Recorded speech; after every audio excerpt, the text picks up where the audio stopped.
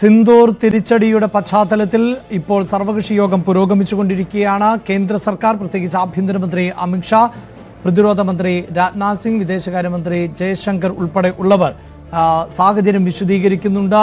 എന്തായിരുന്നു ഈ ഓപ്പറേഷനിലൂടെ ഇന്ത്യ നടത്തിയത്, ഇപ്പോഴത്തെ സാഹചര്യം എന്ത് എന്നുള്ളതാണ് പ്രധാനമായും വിശദീകരിക്കുന്നത്. മുഖ്യധാരാ രാഷ്ട്രീയ പാർട്ടികളുടെ നേതാക്കൾ എല്ലാവരും തന്നെ ഈ സർവകക്ഷി യോഗത്തിൽ പങ്കെടുക്കുന്നുണ്ട്. അതേസമയം തന്നെ വളരെ തിരക്കിട്ട ചർച്ചകൾ രാജ്യതലസ്ഥാനമായ ഡൽഹിയിൽ തുടരുന്നു. നേരത്തെ സൂചിപ്പിച്ചതുപോലെ തന്നെ പാകിസ്ഥാന്റെ ഭാഗത്ത് നിന്ന് പ്രകോപനം തുടരുന്ന പശ്ചാത്തലം, അതിർത്തി മേഖലകളിൽ ഉൾപ്പെടെ വലിയ തോതിലുള്ള ആക്രമണം, അത് സാധാരണക്കാരായ ആളുകൾക്ക് നേരെയാണ് പാക് സൈന്യം അഴിച്ചുവിടുന്നത്. ആ ഒരു പശ്ചാത്തലത്തിൽ രാജ്യം കൂടുതൽ ജാഗ്രത പുലർത്തേണ്ട സമയം കൂടിയാണ്. ഒപ്പം സംസ്ഥാനങ്ങൾ, അതായത് പാകിസ്ഥാനുമായി അതിർത്തി പങ്കിടുന്ന പ്രദേശങ്ങൾ അടക്കം വലിയ തോതിൽ ഉള്ള മുന്നറിയിപ്പുകൾ ഉണ്ട്. അവിടെ പഞ്ചാബ് സർക്കാർ തന്നെ പഞ്ചാബ് പോലീസിനോട് അവധി റദ്ദാക്കി എല്ലാ ഉദ്യോഗസ്ഥരും സജ്ജരായിരിക്കാൻ മുന്നറിയിപ്പ് നൽകുന്നുണ്ട്. ഇപ്പോഴിതാ ഈ സർവകക്ഷി യോഗം സമാപിച്ചു എന്നുള്ളതാണ്.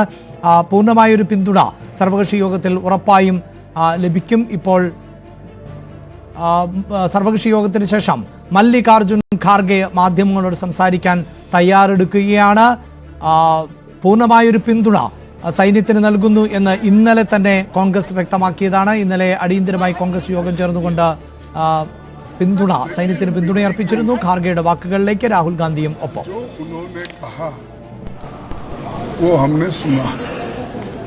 देश के हित में उन्होंने कहा कि कोई चीज कॉन्फिडेंशियल है रक्षा के विषय में,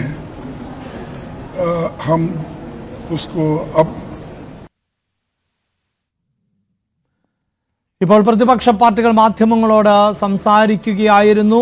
മല്ലികാർജുൻ ഖാർഗെ ആണ് മാധ്യമങ്ങളോട് ആദ്യം സംസാരിക്കാൻ തയ്യാറായത്. ഒരുപക്ഷെ രാഹുൽ ഗാന്ധി ഉൾപ്പെടെയുള്ളവർ അല്പസമയത്തിനകം ഇതുമായി ബന്ധപ്പെട്ട സർവകക്ഷി യോഗത്തിന് ശേഷമുള്ള പ്രതികരണങ്ങളിലേക്ക് കടന്നേക്കാം. ഈ മണിക്കൂറുകളിൽ ഏറ്റവും പ്രധാനപ്പെട്ട വിവരം എന്നത് നിലവിലെ സൈനിക നടപടികൾ എന്തായിരുന്നു എന്നത് പ്രതിപക്ഷത്തെ കേന്ദ്ര സർക്കാർ ബോധിപ്പിച്ചിരിക്കുന്നു എന്നുള്ളതാണ്. ഇനി തുടർ നീക്കങ്ങൾ വളരെ പ്രധാനപ്പെട്ടതായി മാറുന്നുണ്ട്. പ്രത്യേകിച്ച് 13 പേർ മരണപ്പെട്ടു എന്ന് കേന്ദ്രം തന്നെ സ്ഥിരീകരിക്കുന്ന സാഹചര്യം ആണ് ഉള്ളത്. 44 പേർക്ക് പരിക്കേറ്റിരിക്കുന്നു എന്നുള്ളതാണ്. ഇന്നലെ പൂഞ്ച് സെക്ടറിൽ ആയിരുന്നു പാക് സൈന്യം ഇത്തരത്തിൽ ആക്രമണം നടത്തിയത്. അതേസമയം പാകിസ്ഥാന്റെ പൊള്ളയായ വാദങ്ങൾ തുടർന്നുകൊണ്ടേ ഇരിക്കുകയാണ്. പാക് പ്രതിരോധ മന്ത്രി തന്നെ ടെലിവിഷൻ ചാനലിന് നൽകിയ അഭിമുഖത്തിൽ ആണ്, ടെലിവിഷൻ ഡിസ്കഷനിൽ ആയിരുന്നു ഇന്ത്യൻ വിമാനങ്ങൾ പാക് സൈന്യം വെടിവെച്ച് വീഴ്ത്തി എന്ന തരത്തിലുള്ള പ്രതികരണം നടത്തിയത്. എന്നാൽ തെളിവെന്ത് എന്ന ചോദ്യത്തിന് സമൂഹ മാധ്യമങ്ങളിൽ അതിവ്യാപകമാണ് എന്ന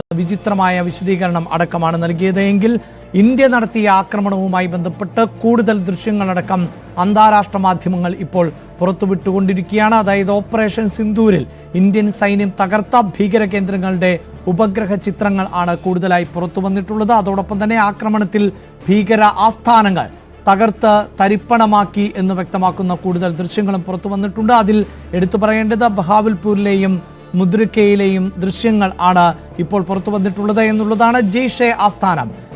ജെയ്ഷെ മുഹമ്മദിന്റെ ആസ്ഥാനം ഏതാണ്ട് പൂർണ്ണമായും തകർന്നടിഞ്ഞു എന്നത് ദൃശ്യങ്ങളിൽ വ്യക്തമാണ്.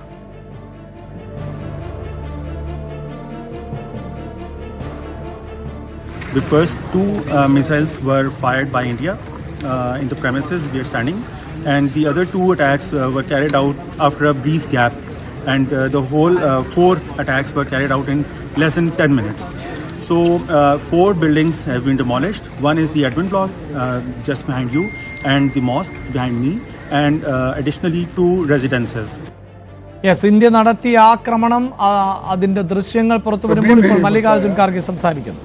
इस घड़ी में, इस संकट के घड़ी में हम सब आपके साथ हैं, और आप जो काम कर रहे हैं करते रहिए, और देश के हित में हम आपके साथ रहेंगे. बस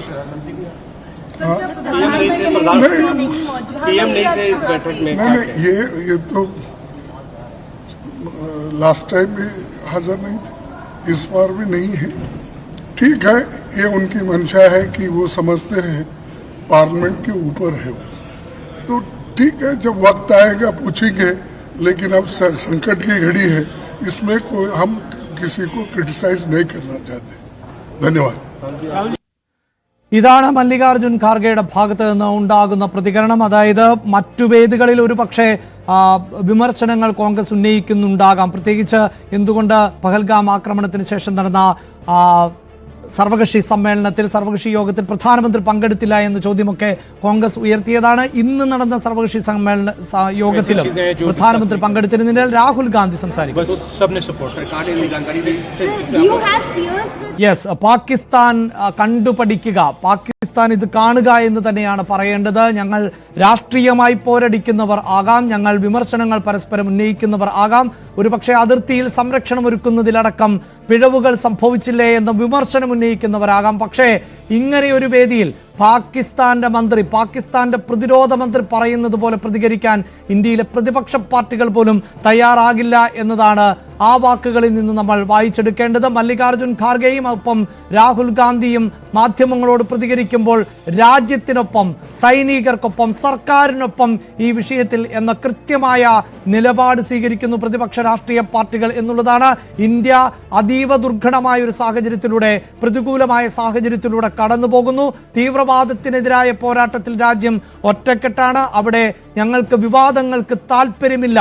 അത്തരം പ്രതികരണങ്ങൾക്ക് മുതിരേണ്ട ഒരു സമയമല്ല ഇത് എന്നും ഒപ്പമുണ്ട് എന്ന് സർക്കാരിന് ഉറപ്പ് നൽകി എന്നുമാണ് പ്രതിപക്ഷ നേതാക്കൾ ഇപ്പോൾ മാധ്യമങ്ങളോട് പ്രതികരിച്ചത്.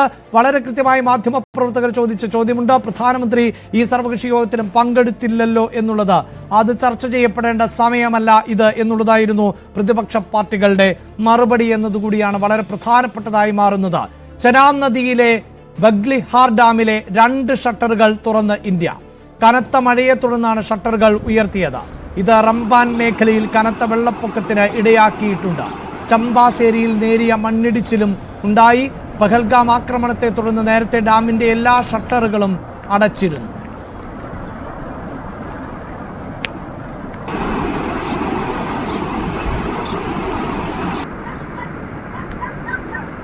പഹൽഗാം ഭീകരാക്രമണത്തിന്റെ പശ്ചാത്തലത്തിൽ ഇന്ത്യയുടെ ആദ്യ നയതന്ത്ര യുദ്ധം എന്നത് പാകിസ്ഥാനുമായുള്ള നദീജല കരാർ, സിന്ധു നദീജല കരാർ മരവിപ്പിച്ചു നിർത്തി എന്നുള്ളതായിരുന്നു. തുടർന്ന് പാകിസ്ഥാനിലേക്കുള്ള നീരൊഴുക്ക് കുറയ്ക്കുന്ന തരത്തിലുള്ള നടപടികൾ ഇന്ത്യ സ്വീകരിച്ചു വന്നിരുന്നു. ഇനി പാകിസ്ഥാനുമായി ഒരു ആശയവിനിമയത്തിന്റെ ആവശ്യമില്ല എന്നതാണ് ഇപ്പോഴത്തെ സാഹചര്യം. അതായത് നദിയിലെ ജലനിരപ്പ് ഉയരുകയും താഴുകയും ഒക്കെ ചെയ്യുന്നതിനനുസരിച്ച് ഡാമുകളിലെ ഷട്ടറുകൾ ഉയർത്തുമ്പോൾ സാധാരണ നിലയിൽ കരാർ അനുസരിച്ച് അത് പാകിസ്ഥാനുമായി ആശയവിനിമയം നടത്തി അവിടെയുള്ള ആളുകൾക്ക് സുരക്ഷിതമായ താവളങ്ങളിലേക്ക്, അതായത് വെള്ളപ്പൊക്കം ഉണ്ടാകുന്നുവെങ്കിൽ സുരക്ഷിതമായ താവളങ്ങളിലേക്ക് മാറുന്നതിനുള്ള സാഹചര്യമൊക്കെ ഒരുക്കുന്ന തരത്തിൽ ആയിരുന്നു രാജ്യങ്ങൾ തമ്മിലുള്ള ധാരണയെങ്കിൽ ഇനി അത് പ്രാവർത്തികമാക്കേണ്ട സാഹചര്യം ഇല്ല. അതായത് ഷട്ടറുകൾ ഉയർത്തും, ഷട്ടറുകൾ താഴ്ത്തും, അപ്പോഴൊന്നും കൃത്യമായ ഒരു അറിയിപ്പൊന്നും പാകിസ്ഥാന് നൽകുന്ന സാഹചര്യം ഉണ്ടാകില്ല. പാകിസ്ഥാൻ